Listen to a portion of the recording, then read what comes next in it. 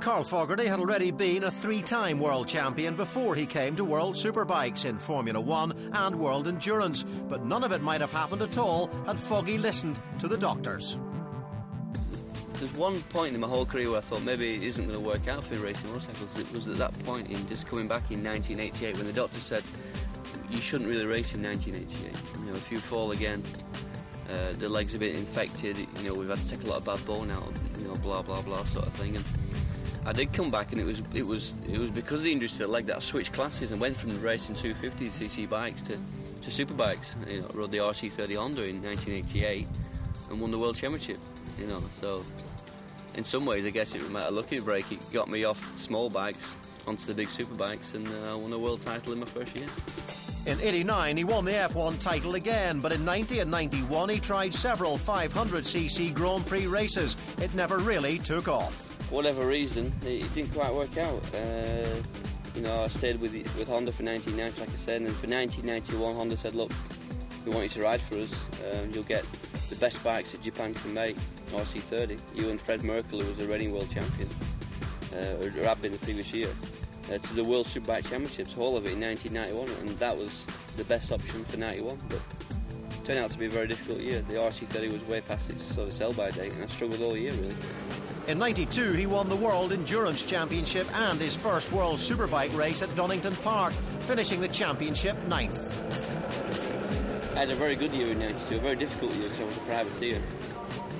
Doing all sorts. I rode a Yamaha, I rode a Honda, I rode my Ducati in World Superbikes as a privateer, rode the Grand Prix and the Yamaha and the Cal Grand Prix and won that. I just did so much stuff.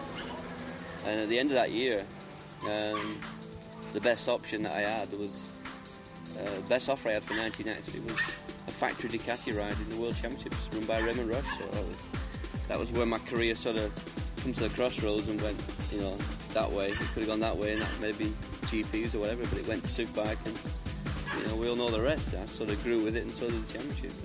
In '93 and '94, the World Championship was given some classic racing as Fogarty and Scott Russell took a title each. He was one of probably only 3 riders who I've looked at and thought, God, he wants to win as badly as I do. You know, like Kaczynski's another one. Obviously, we do, and he's always been like that. Great races because, you know, I wanted to win, he wanted to win. When one was lost, it was just, you could see the other one's face on the rostrum. It was just like stone, you know. And but at the end of that year, when I finally beat him for the World Championship in '94 in Australia, in that race he knew he could do nothing, and he just threw the towel in. You remember the race? He just waved the hand like that and sort of went past with 2 laps to go. Won the championship, and from that moment on I just felt that he changed really. You know, okay, he went off doing GPs in '95 and I think 96, but I think the best of Scott Russell had gone at the end when he went like that with his hand in 1994 and was never the same again. Fogarty went for the double in '95, but despite getting back-to-back world titles on the new 916 Ducati, he took a long time to come to grips with the bike. I didn't like it. I was the only one that didn't like it. All the rest of them jumped on it and loved it, and I'm thinking, is it me or what? With the old 888, I could just do what I wanted with it, but this new 916 was faster, was nervous, was twitchy. I was sat on top of it, and I didn't like it, you know, straight away, even though I won the first ever race on it, you know. But by the end of the year, we were working really well. It proved that when I went to Australia. The engine felt really strong in Australia, whereas previous Australia, I think Russell's bike was a little bit quicker. But in Australia, my Ducati was quicker, and we won the World Championship, and then in '95, like I say, it became the perfect pair, really. With 2 world titles under his belt, Fogarty went back to Honda, but it proved another tough year, finishing 4th overall. Few could understand at the time why he left the Italian team. I was getting a bit fed up. Ducati, to be honest. Not so much Ducati, but the Virginia was running the team, and you know, I just kept looking at how professional, how organised the Honda team was, and how disorganised we were, you know. And Honda kept approaching me. I've known Neil a long time. I knew that, you know, the base of the team was in England. The bike looked good. It was always faster than my Ducati that year. I remember top speed was quicker than my Ducati. Even acceleration, there was not much in it at all. The Honda experience proved a tough one. Inconsistency led to a disappointing year. You think the grass is always green on the other side, and maybe it wasn't, but It was a difficult year. Wasn't a disaster. We went down to the last round of the World Championships that year. I still could have won the World Championship. But the thing that held me back that year was just consistency. You could go to somewhere like Assen and win both races, and follow up the week after with 6th and 7th. You know, it just wasn't good enough. That was the story of the season.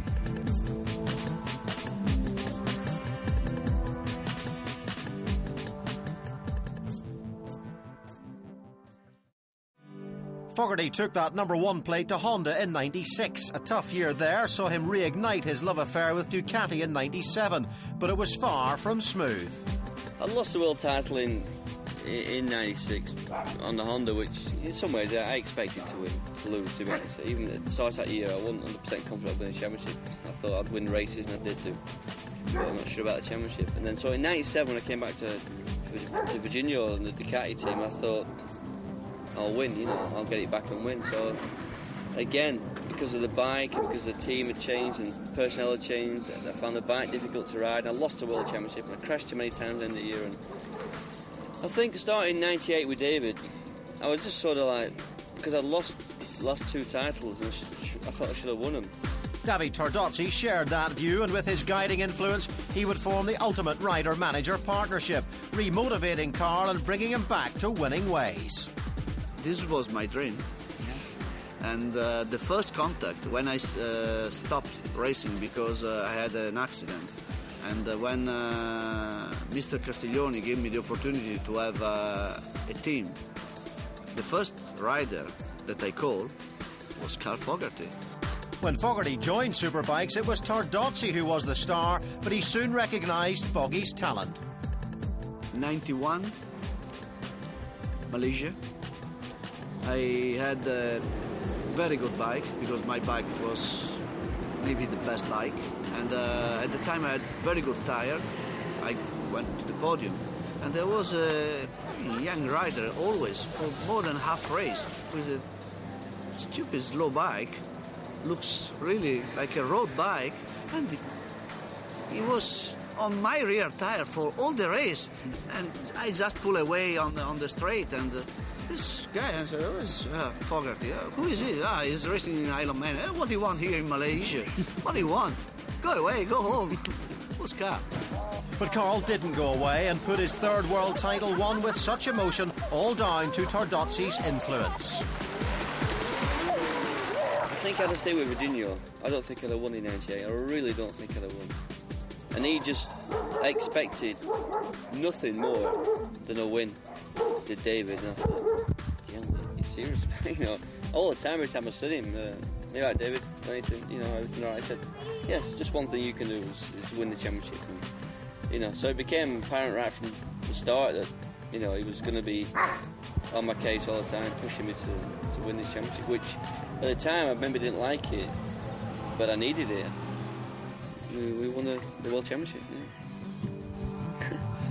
And they did it again in '99, including another famous double at Assen. A legend there. It's this race more than any other that Carl will really miss. With 5 doubles and 14 wins, he totally dominated the place. It's sad, really. I think that's one event. I mean, you know, the Brands and Doningtons are bad, but because of Assen, because of, you know, me winning there so easily every other year, you know, for near enough every year I've been in World Superbikes, I've won there. Even when I did Formula 1, I won there. Not going to be there. Somebody else is going to win. It's going to be very strange. It's more sad about that one than Brands and Donington, really, because I win at that track every year and nobody can beat me there. So it's sad. In 10 years, he was beaten just twice at Assen, once by Keeley and once by John Kaczynski. And to this day, it really bugs him. I did, yeah, but very, very close losses and all. And, you know, I'm mad about both of them. I really give both of them away. The first one was Kaczynski, who actually was riding well that day, but I should have held him off. He passed me just starting the last lap. And I followed him. I thought, no problem. The one place I was quicker than John, that Kaczynski, at Assen, was the last corner. On the brakes, not a problem for me. So as long as I'm right behind him, I'll pass him at the last chicane and win the race.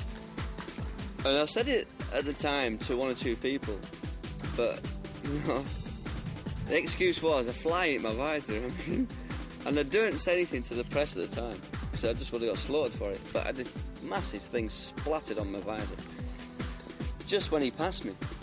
And I thought, and I couldn't see a thing, and I went like that. I made it worse. And I'm trying to follow him, trying to look through from my helmet, and I lost his toe, lost that little bit of toe on the last few corners because I couldn't quite see the apexes. And I come round to that last big corner before the chicane and thought, I've lost him. So I lost because of a fly.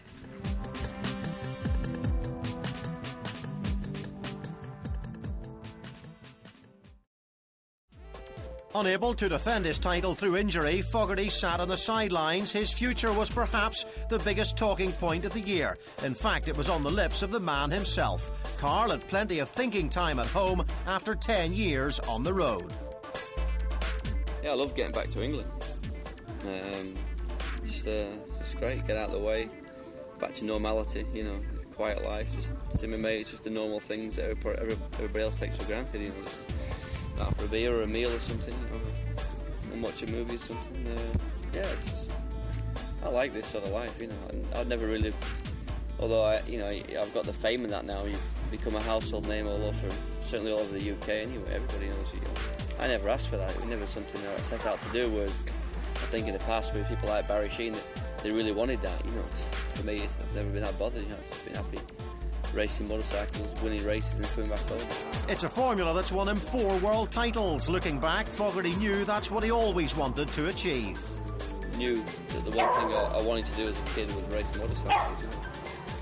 If that hadn't have happened, then I had no qualifications or no interest in anything else, I would have ended up in some factory just doing, you know, 8 o'clock till 5 o'clock in a factory working. It would have been a disaster really for me.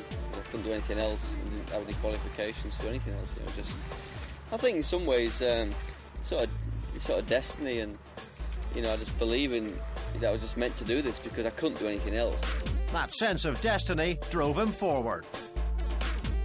I always said that I was going to be good at road racing right from a young age, and when I look back now and think, you know, what I said then and what's happened, I think, God, you were lucky, you know, what if you hadn't been good at racing? But when I was younger, coming up, I never dreamed for 1 minute I wasn't going to make it, you know, so it's weird looking back on that now, thinking I was that confident I was going to make it, because if I hadn't, then it would have been driving a forklift truck in a factory or something, so it's a bit scary really, isn't it?